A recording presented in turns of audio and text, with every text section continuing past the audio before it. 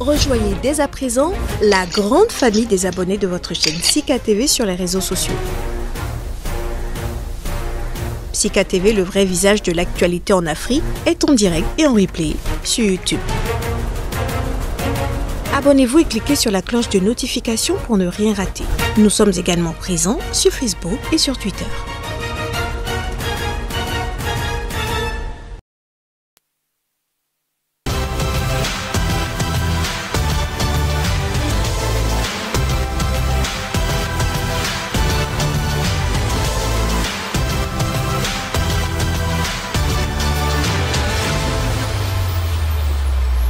Bienvenue à tous et merci de prendre le rendez-vous. Oui.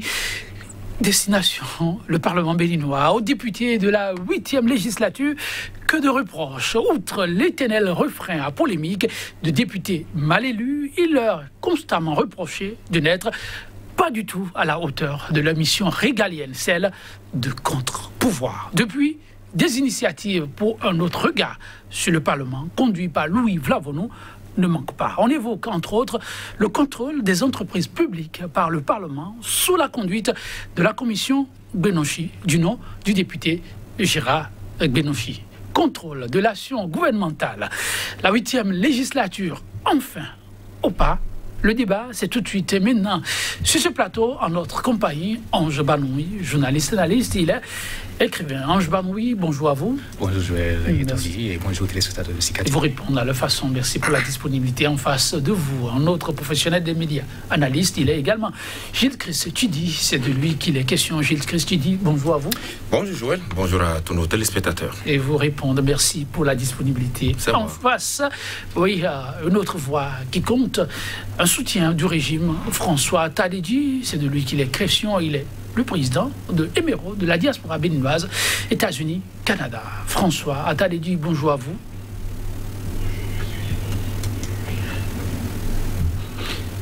Merci.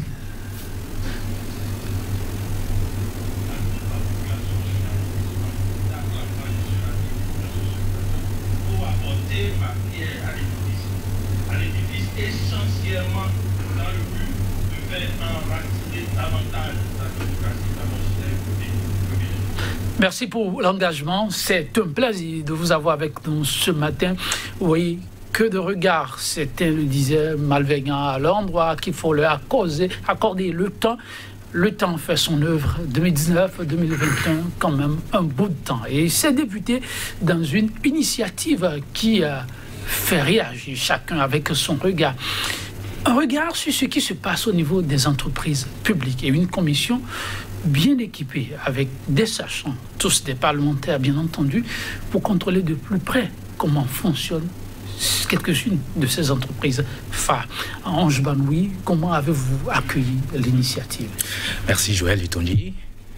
Vous vous rendez compte qu'au terme des dispositions de l'article 79, alinéa 2 de la Constitution, 2 missions sont assignées aux parlementaires, notamment le vote des lois et le contrôle de l'action gouvernementale.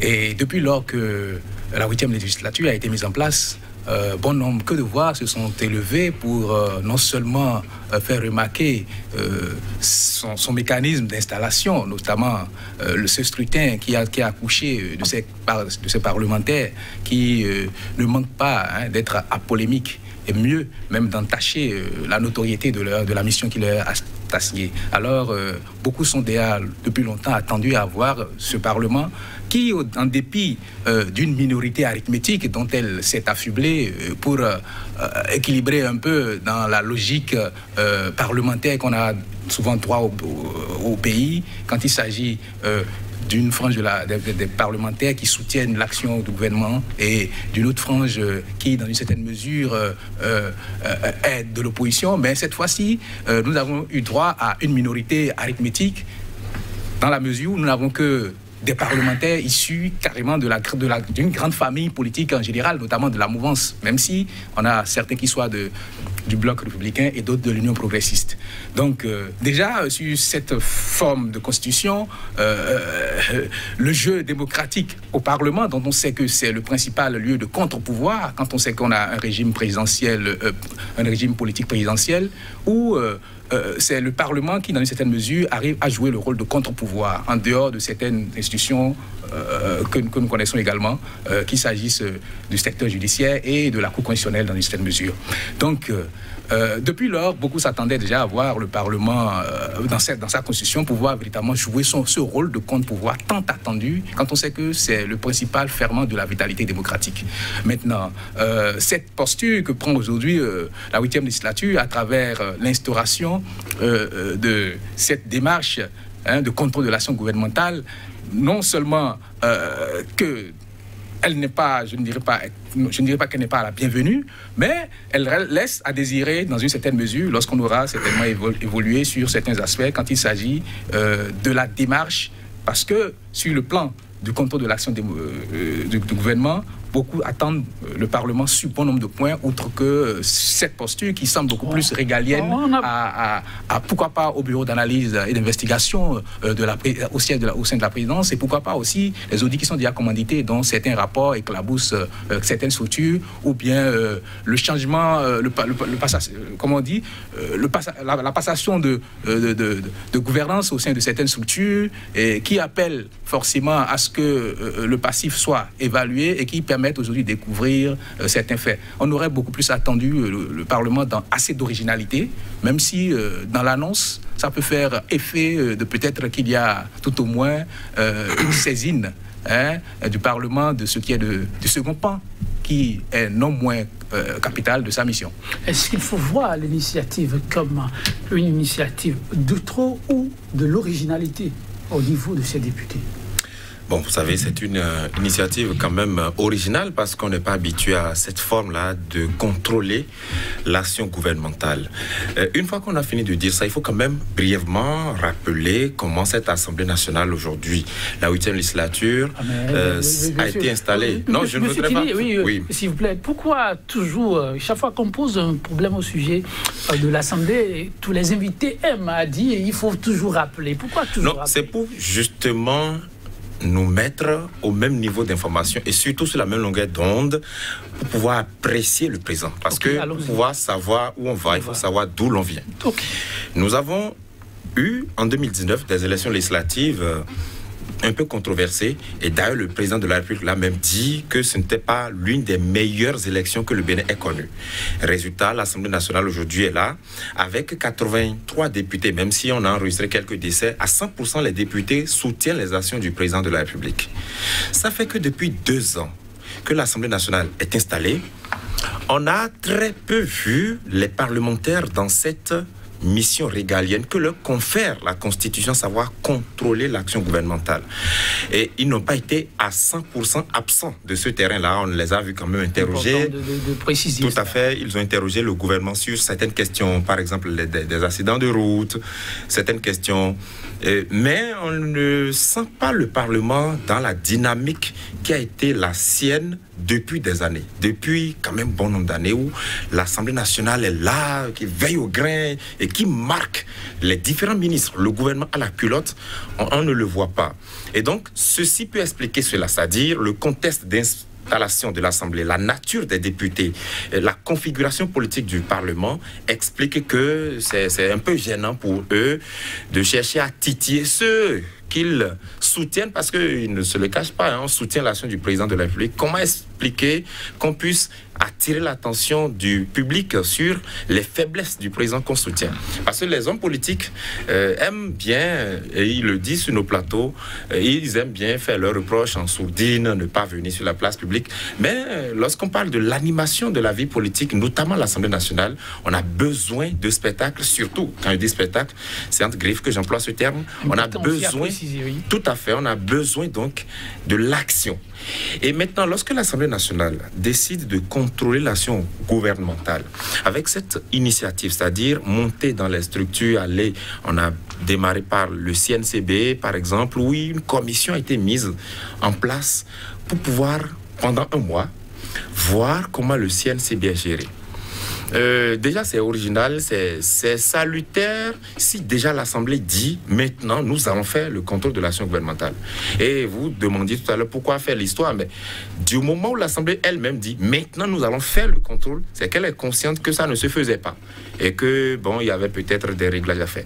Mais pourquoi aller dans les structures? C'est un peu là où ça pose problème parce que l'Assemblée nationale, selon la Constitution, article 79, Ange Bano l'a dit, est chargé de contrôler l'action gouvernementale. Et là, dans le cas d'espèce, ça peut poser un problème d'ordre sémantique. Parce qu'on n'a pas dit que l'Assemblée vérifie le fonctionnement de l'État. Les structures ne sont pas le gouvernement. L'action gouvernementale, c'est les ministres, c'est le président de la République. Et donc, maintenant, aller dans les structures, le CNCB, si le CNCB est mal géré, ça n'engage pas directement le gouvernement. Le gouvernement, d'ailleurs, vous avez vu les réformes qui sont opérées dans les structures où, lorsqu'on se rend compte que tel directeur de société ou tel président d'institution, mais surtout les directeurs de société ont mal géré, le gouvernement se saisit du dossier et engage peut-être des procédures. Et donc, c'est à dissocier de l'action gouvernementale. Ça, c'est le fonctionnement de l'État, globalement. Est-ce que l'Assemblée nationale veut ajouter une autre prérogative aux deux précédentes prérogatives? Peut-être, on attendait de voir. Et l'autre question, c'est la suite à donner aux résultats que l'Assemblée aura à produire. Si, par exemple, on finit d'investiguer dans une structure pendant un mois peut-être ou pendant une durée et qu'on se rend compte que les gens ont mal géré. Qu'est-ce qu'on fait? Parce que l'Assemblée n'est pas une commission d'audit. Encore qu'une commission d'audit n'engage pas des poursuites. Elle transmet ses rapports. Est-ce que les rapports de cette commission-là, présidée par l'honorable Benoshi, sont en même temps des rapports d'audit? Et quelle sera la suite à donner à ces rapports-là? Est-ce que ça sera transmis en Conseil des ministres ou à l'Assemblée? Encore que l'Assemblée n'est pas une brigade, une brigade financière, etc., etc. Donc, me semble-t-il, c'est original, certes, mais ça pose encore quelques soucis. Il y a certainement des réglages à faire pour qu'on puisse mieux comprendre et voir la faisabilité et pour avoir des résultats suffisamment efficaces. On appréciera graduellement, oui. Ce qui est évident aujourd'hui, c'est que l'initiative est prise et loin des débats, elle est opérationnelle. Oui, monsieur Tadedji, comment appréciez-vous cette initiative que les députés inscrivent au registre du contrôle de l'action gouvernementale? Oui, monsieur Yetondi, sur cette question, je suis persuadé, même après des heures, que l'Assemblée nationale béninoise n'a jamais cessé de jouer les rôles qui sont les siennes, celles-là qui consistent à voter les lois de la République et à contrôler l'action gouvernementale. Je pense que la commission Benoshi, je pense bien, précisée par l'honorable Gérard Benoshi, chargée du contrôle de la gestion comptable et financière du Conseil national des chargeurs du Bénin, n'est qu'une preuve de plus pour apporter un démenti formel et institutionnel que la 8e législature sous l'égide est dirigée, moi je dis dirigée de la main du maître par le président Louis Béounou Flavonou. Donc je déplore cependant la danse précoce et prématurée des acteurs de l'opposition avant le son du tam-tam, ce son qui apparaît maintenant clairement complètement différent de celui qu'ils escomptaient entendre. Moi, je me demande, monsieur Yetondi, comment allait-elle danser l'opposition? Je parle de l'opposition. Et si vous me le permettez, j'ai la réponse à ma propre question. Je dirais que l'opposition va à coup sûr fausser les pas de danse. Je pense que la société qu'est la CNCB est une société d'État qui n'est pas forcément dissociée du gouvernement. Le gouvernement ne se limite pas au président, ne se limite pas seulement au président de la République et ses ministres, le gouvernement va au-delà du président de la République et de ses ministres. Le gouvernement, c'est le pays entier. Le gouvernement, c'est la gestion de la cité. Le gouvernement, c'est la gestion des sociétés publiques. Le gouvernement, c'est la gestion aussi des sociétés privées. Parce que dans les pays développés, les sociétés privées ne sont pas forcément libres de faire tout ce qu'ils veulent. Ils respectent les lois financières de la République. Et qui est ces lois financières qui sont strictement contrôlées et gardées par le gouvernement. Donc je pense que l'Assemblée nationale n'est que dans son rôle. Et contrairement à ce que nous attendons, nous entendons un peu partout, contrairement à ce que disent les gens qui pensent que l'Assemblée nationale est là pour faire la guerre avec le gouvernement. L'Assemblée nationale est là pour faire la dichotomie avec le gouvernement. L'Assemblée nationale est là pour mettre les bâtons dans les roues du gouvernement. Moi, je ne vois pas l'Assemblée nationale dans ce rôle. Si le gouvernement fait son travail, si le gouvernement fait ce qu'il doit faire pour le bonheur de la population, l'Assemblée nationale ne peut qu'applaudir. L'Assemblée nationale n'a pas le droit de porter atteinte à ce qui va ce qui va apporter un plus au Béninois lambda, ce qui va permettre à ce que le Béninois, l'artisan qui est quelque part au bord de la route, puisse avoir de microcrédits pour développer ces activités. L'Assemblée nationale ne peut pas aller contre ça. Alors, donc c'est pourquoi ce que nous connaissons aujourd'hui, nous pensons que l'Assemblée nationale ne joue pas son rôle parce qu'elle n'est pas toujours en guerre avec le gouvernement. Là où le bas blesse, c'est que si un gouvernement fait bien, nous avons l'obligation et le devoir de le dire que ce gouvernement est en train de faire bien. Si le gouvernement fait mal, nous avons aussi l'obligation, le devoir de le dire. Moi, je dis, je ne le dis pas dans ma peau de mouvancier, mais je le dis en tant que citoyen béninois, quelqu'un qui aime son pays. Okay. Donc, dans cette logique-là, M. Attaledi, dans cette logique de citoyen aimant son pays, pensez-vous que les députés ont eu à suffisamment travailler en ce qui concerne le contrôle de l'action gouvernementale pour maintenant s'intéresser à ce qui se passe au niveau de ces structures? Oui, bien sûr. Les députés font beaucoup de choses qui ne sont pas publiquement publiées. Les députés parlent et contrôlent l'action gouvernementale. Et ce n'est pas publié? Ce n'est pas parce qu'ils contrôlent l'action gouvernementale qu'ils ne vont pas apprécier le bienfait du gouvernement. Si le gouvernement fait bien, il n'y a pas de souci. On ne peut pas aller le voir et lui poser trop de questions parce que nous avons notre, comme l'anglais le dit, checklist. Si ce checklist est respecté, le numéro A, le numéro 1 est fait, le numéro 2 est fait, le numéro 3 est fait, ce que ça doit faire, le 4 est en train d'être fait, et tel que ça doit se faire. Pourquoi déranger le gouvernement? Ok, merci M. Attaledi. Oui, M. Ange Banoui, c'est de la satisfaction obtenue au niveau de l'action gouvernementale, peut-on dire, à suivre M. Attaledi, que désormais il est question de voir un peu plus loin. Oui. Pourquoi parfois les professionnels des médias, vous permettez la question ici, manquent de faire parfois la part des choses? Les professionnels des médias ne manquent pas de faire la part des choses. Et retenons d'emblée que les différents mécanismes de contrôle de l'action gouvernementale s'énumèrent à travers des questions orales, questions écrites, interpellations et les commissions d'enquête.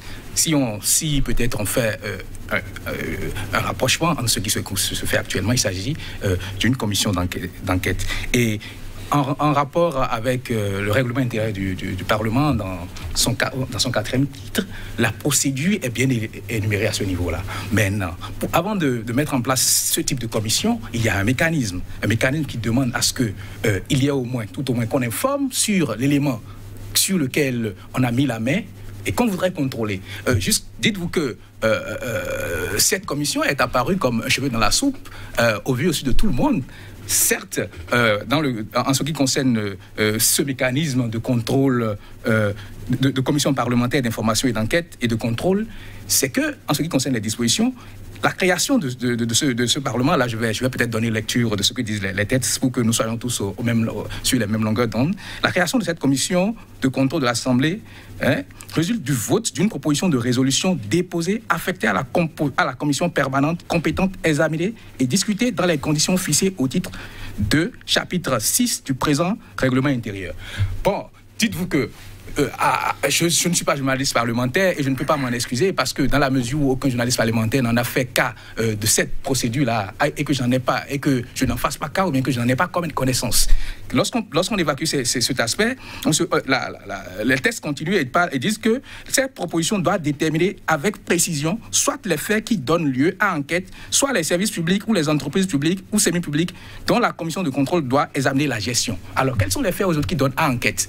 Et lorsque je lis, par exemple, le mécanisme qui est mis en place, on se rend compte que, au-delà du contexte politique, c'est comme si à croire que le Parlement est en train de vouloir en griffe s'occuper. Parce qu'on a constaté, comme tout le monde est en train de dire, qu'il y a en griffe un silence radio au niveau du contrôle de l'action gouvernementale et que les parlementaires aujourd'hui, avec en griffe cette vacuité au niveau de la... Lorsque je parle de vacuité, vous savez que le gouvernement est en vacances et politiquement, il n'y a pas assez d'éléments pour le croustillant sur le terrain politique. Et tenez-vous tranquille, pour l'analyse que je suis, je trouve que c'est un bon, je ne dirais pas un bon plat de résistance à mettre sur le plateau politique pour pouvoir occuper, je ne dirais pas la scène politique. Là, si on se démarque de cette analyse en dehors, parce que je ne vois pas le processus qui a été mis en place suivre, et je me rends compte que cette annonce apparaît à un moment où il y a comme un silence radio politique. C'est ça. Donc, je entrevois cela comme une manière également d'occuper la scène politique par le Parlement, d'autant plus que le gouvernement est un peu en congé, même si les congés du gouvernement sont déjà interminés. On peut dire que l'Assemblée est si désœuvrée pour s'occuper de cette façon. C'est vrai, le mobile qui aurait motivé une telle démarche, on ne l'a pas, mais il est question de voir si tout tourne rond. Pour ce qui a été expliqué jusqu'à présent. Oui. Est-ce qu'on peut reprocher aux députés de chercher à savoir si tout va bien au sein d'une maison qui, de par le passé, ne se serait pas aussi bien illustré? Non, on ne peut pas leur en vouloir de chercher à installer l'assainissement des finances publiques ou la culture de la bonne gestion, de la bonne gouvernance à tous les niveaux de l'État. Mais je disais quelque chose tout à l'heure, je ne voudrais surtout pas que l'amalgame reste ainsi. Quoi ça? L'État n'est nullement confondre avec le gouvernement. Surtout pas. Est-ce qu'un directeur de société est membre du gouvernement? Question à nous tous. Est-ce que, par exemple, je dis n'importe quoi, le DG CNCB, on a un DG CNCB, est-ce qu'il est membre du gouvernement? Il est un agent de l'État, il est au service de l'État. Le gouvernement, c'est un cercle. Et c'est dans le gouvernement qu'on définit la politique nationale de développement, qu'on décline à travers de petits projets ou différents projets dans tous les domaines. Mais lorsque le gouvernement finit de faire ça et que la Constitution elle-même prévoit les différentes institutions, la HAC, la Haute Cour de justice, le Conseil économique et social, l'Assemblée nationale, etc., etc., et que la Constitution elle-même, à travers ces différents articles, prévoit les cadres globaux de fonctionnement de ces différentes institutions, lorsqu'après une institution tente d'innover, il faut aller interroger ce que disent les textes. Pas forcément la vitriolant, pas forcément parce qu'on est animé de mauvaise foi, mais parce qu'on a envie aussi d'apporter une touche d'éclaircissement au débat. C'est très important. Lorsque l'Assemblée nationale, selon la Constitution, est outillée pour contrôler l'action gouvernementale et qu'elle décide d'aller dans les institutions, je dis que ça pose un problème d'ordre sémantique, tout simplement. L'Assemblée nationale peut dire, bon, nous avons décidé, et ça, si on le dit, bon, moi, c'est pas mon problème. Si on dit, l'Assemblée a tellement, suffisamment contrôlé l'action du gouvernement à tel point qu'elle a constaté ou qu'elle en arrive à réaliser que le gouvernement à 100% maintenant est vraiment parfait et qu'il faut maintenant aller au-delà du gouvernement rentrant dans les institutions, là, il n'y a pas de souci. Mais qu'on ne dise pas que le fait d'aller dans les institutions est le contrôle de l'action gouvernementale, c'est deux choses différentes. Vous n'êtes pas d'accord? Non, c'est deux choses différentes. Et ce n'est pas...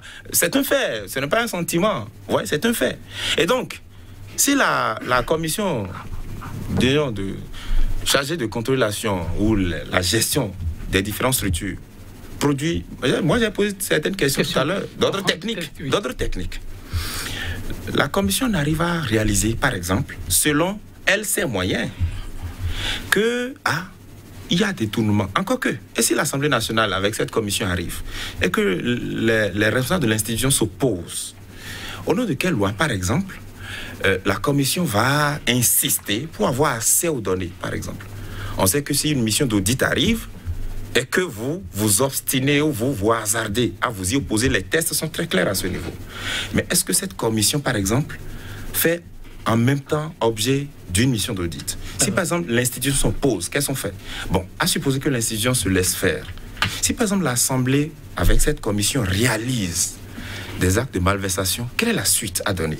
Est-ce que ça va donner lieu à un contre-audit? Ou alors est-ce qu'on va prendre ça comme parole d'évangile pour pouvoir agir? Et qui va apprécier alors la justesse de ces résultats? Donc ce n'est pas une mauvaise chose en soi qu'on installe l'assainissement des finances publiques. Tous les cadres de l'État, déjà depuis des années, vous vous rappelez qu'on a même fait des marches contre la corruption dans ce pays. Tous les cadres, les citoyens lambda à divers niveaux souhaitent que les deniers publics soient gérés de façon saine et orthodoxe. Mais si après les différentes autorités posent des actes, il faut les analyser sans état d'âme. Moi, notre rôle ici, me semble-t-il, et surtout dans le cas de cette émission, n'est pas de savoir si le gouvernement a bien fait ou mal fait quelque chose. Non, nous apprécions juste une initiative de l'Assemblée nationale et qui, me semble-t-il, n'est pas du tout à confondre avec l'action gouvernementale. C'est-à-dire, cette décision-là, qu'elle soit bonne ou mauvaise, n'engage pas le gouvernement. Ce n'est pas parce qu'on le dit que la décision n'est pas à 100% bien mûrie que du coup on est contre le gouvernement. Non, c'est deux choses différentes. Alors, conseillerez-vous, dans le cas d'espèce, à l'Assemblée de revoir sa copie par rapport à l'initiative? Si éventuellement, moi je n'ai pas la prétention de me faire passer point d'honneur de leçons, mais je pense, tout à fait, en tant qu'analyste, je pense qu'il va falloir peut-être, s'il le faut, si c'est vraiment important et qu'on estime que les différentes missions d'audit déployées ça et là ne font pas suffisamment l'affaire ou se sentent débordées, que l'Assemblée vient leur prêter main forte, qu'on aille peut-être revoir l'arsenal juridique. Encore que ce sont eux-mêmes, les députés, qui font les lois. Les députés savent que les tests prévoient le cadre de l'exercice de leur mission ou de leur mandature. Mais après, si les députés veulent peut-être revoir certaines de leurs prérogatives, libre à eux, mais qu'on le fasse clairement et selon les règles. Et puis, vous savez, l'Assemblée nationale a une radio qui émet en direct et qui relaie toutes les séances, les sessions, surtout les plénières. Toutes les plénières sont en direct. Alors, si on contrôle l'action gouvernementale, je sais que nous saurions, la presse saurait. J'ai dit tout à l'heure que l'Assemblée contrôle à sa manière, mais que si on faisait des comparaisons, on se rendrait quand même compte que on a moins de moissons en ce qui concerne le contrôle de l'action gouvernementale que en ce qui concerne, par exemple, le vote des lois.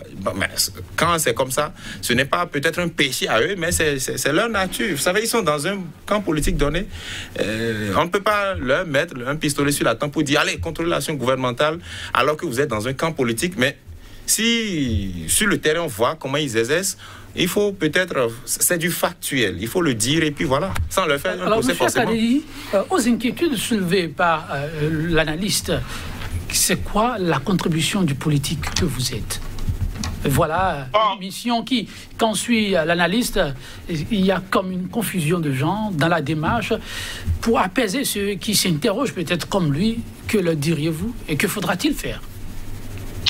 Moi, je répondrai simplement pour dire que les députés de la 8e législature sont bien imprégnés des lois parlementaires. Le président même de cette commission l'a précisé. Il a été vraiment touché par l'intérêt qu'a accordé cette entreprise à leur mission. Il a été vraiment content que le CNCB n'a pas pris leur commission en tant que celle une mission de gendarme qui est là pour leur mettre la pression dessus, les contrôler, leur faire peur, leur demander beaucoup de comptes et autres. Ils ne sont pas là en tant que gendarmes. Et le président, l'honorable Gérard Benochi, l'a bien précisé. Il a même dit que cette mission s'inscrit dans les prérogatives du Parlement, à savoir, c'est lui-même qui l'a dit, à savoir, je cite, le contrôle de l'action gouvernementale et elle est conforme au règlement intérieur de l'Assemblée nationale. C'est un député qui a été pris pour diriger une commission parlementaire, bien sûr. Donc, avant de se permettre ce luxe d'aller sur le terrain pour dire qu'il va contrôler quoi que ce soit, moi je suppose que les règlements, les lois ont été vérifiées, les prérogatives ont été vérifiées pour que le député ou bien la commission composée de ces gens-là, ils ne sont pas uniquement des députés, soit quand même une commission légale qui a bien sûr est en train d'exercer ses prérogatives. Une commission, on ne se lève pas pour imaginer ou bien pour inventer quand même former une commission pour aller contrôler une société publique. Et avant de le faire, on se rassure d'abord qu'on a des prérogatives, ces prérogatives. Alors, on se rassure d'abord qu'on a le pouvoir nécessaire pour le faire. Oui, allez-y. Oui. Au-delà de la question de prérogatives, oui, quand on va chercher au niveau du règlement intérieur de l'Assemblée nationale, on a des éléments comme M. Ange Banou, il a souligné tout à l'heure, mais à ceux qui mènent le débat de l'absence, la trop grande absence de ce Parlement sur des questions orales au gouvernement et qui va devoir s'y consacrer davantage. Qu'est-ce que vous tentez de répondre? Est-ce qu'on peut leur demander effectivement de se consacrer plus aux questions orales au gouvernement et de laisser des missions d'audit s'occuper des tâches comme ceux qu'on évoque actuellement?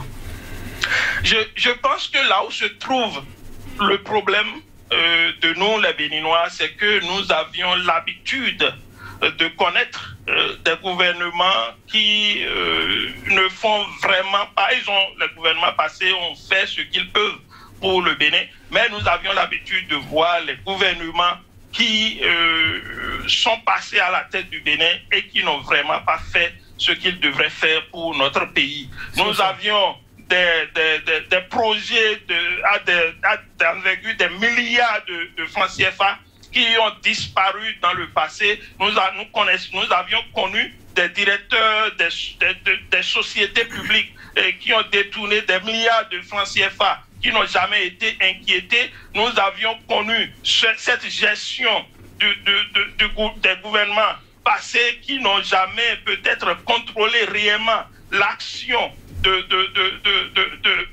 des sociétés publiques. Et maintenant, brutalement, on voit un gouvernement qui apparaît et qui veut vraiment développer notre pays et qui est soucieux de la gestion financière, comptable des sociétés publiques et qui prend à bras le corps le problème et qui agit.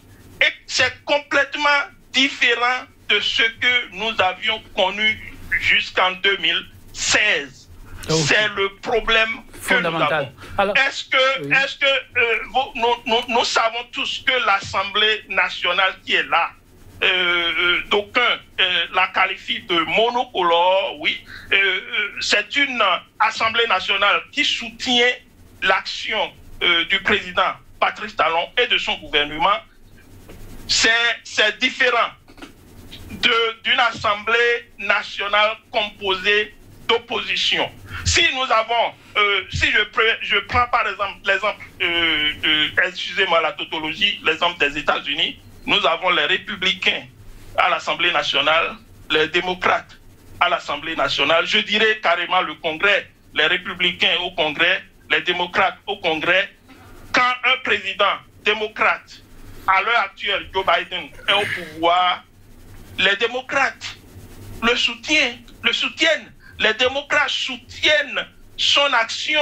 Les démocrates font tout ce qui est de leur pouvoir pour soutenir et voter les lois pour favoriser l'exécution du plan d'action, du plan gouvernemental de Joe Biden.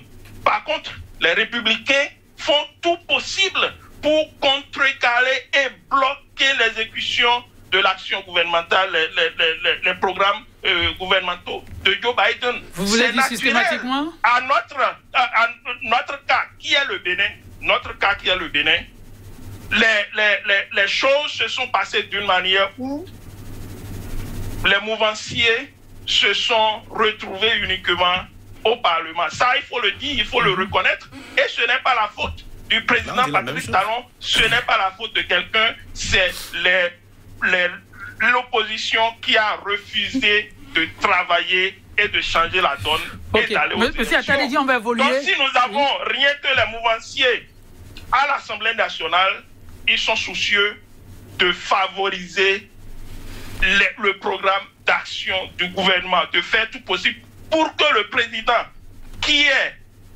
les nôtres, dans le contrôle de l'action gouvernementale. Alors, exécuter son programme d'une manière la plus paisible que ce soit. Oui, c'est ça. Merci pour la parenthèse. Alors, est-ce que cela s'explique le choix finalement fait par ces députés que le contrôle de l'action gouvernementale, ce contrôle classique dans sa démarche, ne puisse pas être ce qui est en train d'être fait aujourd'hui? Écoutez, l'un des premiers éléments qui saute déjà à l'œil, quand je prends par exemple l'intervention de Gilles Christudi, c'est que le rapport qui va sortir d'un audit, d'une commission telle que celle qui est mise en place, ne sera transmis qu'au président de l'Assemblée nationale et à la limite publié au journal officiel.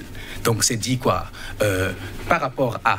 Lorsque je remonte également à ce que vient de dire M. Attaledi, et qu'il laisse entrevoir qu'il y a une soif de la population de voir une réaction plus ou moins tangible du Parlement, c'est qu'on aurait beaucoup attendu de ce Parlement qui, qu'on le veuille ou pas, de façon caricaturale, est taxé de Parlement monocolore. C'est dit quoi? C'est dit qu'aller dans des actions, pour le moins qu'on puisse dire, qui ne soient pas forcément des actions à en mettre plein les yeux, mais des actions qui touchent peut-être à des réalités sur lesquelles le gouvernement n'est pas encore songé. Cela aurait fait un tic et donné par exemple, je prends par exemple, vous savez, M. Attaledi a fait remarquer que le vote au Parlement, comment ça se passe du côté des États-Unis. Mais dites-vous qu'aujourd'hui, depuis même que la ratification des accords de prêt ne soit plus une prérogative primordiale du Parlement, c'était l'un des sujets qui occupait en temps l'opinion et qui permettait même aux acteurs de la société civile de pouvoir suivre certains éléments. Aujourd'hui, nous avons par exemple les emprunts obligataires, nous avons des ratifications. Peut-être sur ces aspects sur lesquels les populations s'interrogent et interpellent, mais dites-vous que c'est un de ces genres d'aspects aurait peut-être même fait effet d'un bon accueil au sein de l'opinion. Parce que le gouvernement fait déjà, je ne dirais pas assez, mais met déjà en place des missions d'audit dans certaines structures étatiques. Et faire de la sorte, ça n'a pas assez d'originalité au fait. C'est ce qui manque un peu. Ce n'est pas que, suivant les prérogatives, le Parlement n'a pas la prérogative de commettre une commission d'audit et d'enquête. Non, mais c'est quoi le fait nouveau? L'élément nouveau ici aurait été peut-être que le Parlement aille sur un secteur qui a semblé jusque-là vierge à l'heure où nous parlons. Il y a par exemple des projets qui sont de construction, d'infrastructures, etc. Je pense que par exemple, faire une commission par exemple sur l'exécution de ces travaux aurait été un élément nouveau qui aurait intéressé la population à dire oui, mais c'est vrai, on a fait du beau, on a investi. Le Parlement veut voir, suivant les proportions, ce qui est annoncé, comment est-ce que, etc. Mais dites-vous que lorsque vous faites la même chose, c'est comme si vous ne faites rien en fait. Ok. Donc c'est un peu dans cet aspect. Donc, sur ce chantier-là, moi je trouve que c'est juste un service minimum, ou du moins justifier simplement qu'on fait le contrôle de l'action gouvernementale. Oui, monsieur Gilles Christ, l'action gouvernementale, son contrôle tel, vous l'entrevoyez ou c'est établi, qu'est-ce qu'on aurait pu offrir de mieux pour l'analyste? Non, mais déjà, écoutez, notre compatriote, M. Ataredji, je crois que tout le développement est déjà là. Parce qu'il a été effectivement, finalement, dans ce que nous sommes en train de dire. C'est-à-dire que nous avons des faits. Après, oui, on peut... Et c'est ça la différence entre politique et journaliste ou analyste. C'est que, bon, nous, on prend les faits tels qu'ils sont, sans sentiment, sans état d'âme, pour pouvoir les révéler. Voyez, l'Assemblée nationale, est-ce qu'elle est aujourd'hui? Bon, est-ce que c'est la faute à X ou Y? C'est pas moi d'en juger. Mais effectivement, dans l'honnêteté intellectuelle, il faut aussi remarquer que dans le temps, ce qu'on appelle l'opposition s'est comporté comme des enfants gâtés. Vous voyez, ils ont été capricieux. Mais une fois que ceux-ci sont là, apprécions-les à l'aune de leurs actions. Alors, et donc, finalement, justement, est-ce qu'il y a eu des attentes manquées, on peut dire, aujourd'hui? Bon, vous savez, c'est peut-être... c'est lorsque vous misez beaucoup sur des gens et qu'ils ne se rendent pas là où vous les attendez que vous êtes déçus.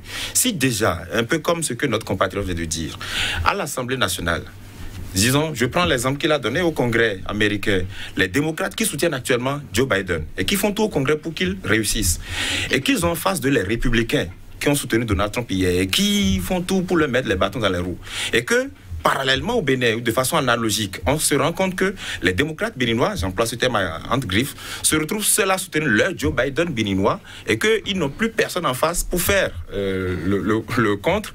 On se rend compte quand même que, voilà, c'est un peu comme si on fait parfois certains forcing, vous voyez. On veut faire du contrôle de l'action gouvernementale, peut-être. C'est comme si on force quelque chose pour forcer la crédibilité. On se rend compte, on sait comment l'Assemblée nationale est.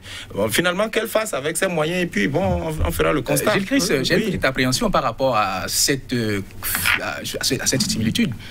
Le contrôle de l'action gouvernementale n'est pas le vote des lois.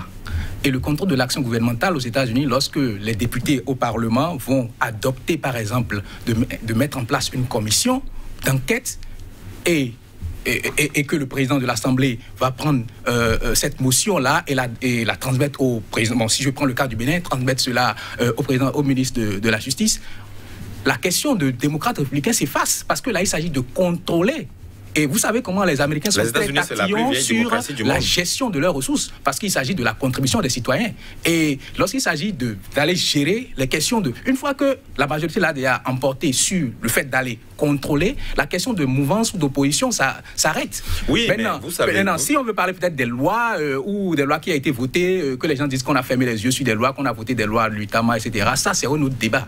Oui. Ça, c'est un autre débat. On ne peut pas... C'est le contrôle de l'action gouvernementale. Pour le contrôle de l'action gouvernementale, oui. Dites, l'innovation est-elle à maintenir ou il va falloir changer de cap?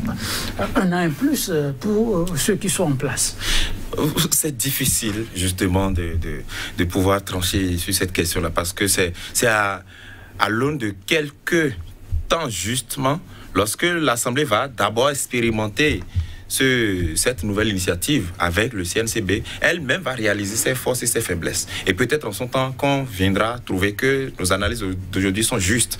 Et c'est peut-être une expérience, il faut la faire pour voir. Mais après, lorsque ça ne marche pas, il faut que tout le monde ait l'honnêteté de dire que ça n'a pas marché. Ou que si ça marche, si ça réussit, on se rend compte que mais on s'est trompé dans nos analyses. Eh bien, après qu'on se dise... C'est aussi des ressources. Tout à fait.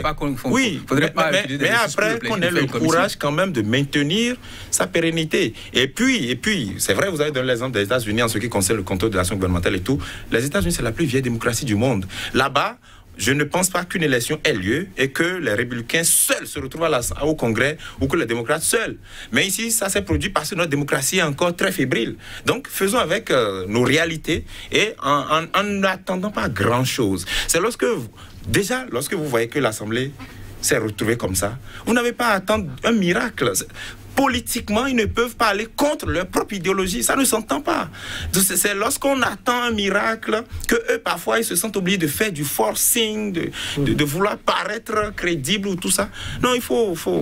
L'Assemblée s'est retrouvée comme ça. Notre regard sur le Parlement, c'est le défi de la 8e législature. Entre défis, M. Ataredji, vous conseillerez au président et à toute la troupe de maintenir le cap ou d'y ajouter un peu d'allant. Et vous allez conclure en même temps.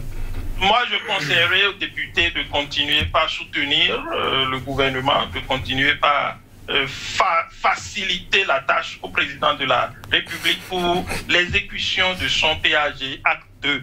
Pour conclure, j'exhorterai les acteurs politiques de notre pays, y compris moi-même, à travailler dans le sens du patriotisme. Souhaitons à nos gouvernements ou à nos gouvernants la réussite totale des missions qu'a leur confiées par la République. Agissons dans l'intérêt général et national et privilégions l'intérêt de la population au détriment de nos intérêts égoïstes et personnels. Merci à vous, M. Atadidi. J'invite pour finir le peuple béninois à continuer par respecter les gestes barrières et à se faire massivement vacciner pour sauver des vies aux mains de la pandémie du coronavirus. Merci beaucoup, oui, Ange Badon. Oui, ça va être pour la conclusion. Le contrôle de l'action, quelle orientation où on maintient le cap? Je demanderai simplement au Parlement d'écouter les échos que lui envoient les populations et de ne pas faire, comme on le dit, sur place. Merci à vous, Ange Badon. Oui, chers téléspectateurs, merci. Recevez le plateau du jour, comme on le dit ainsi. Demain, c'est un autre jour pour notre plateau. Pourquoi pas? À très bientôt.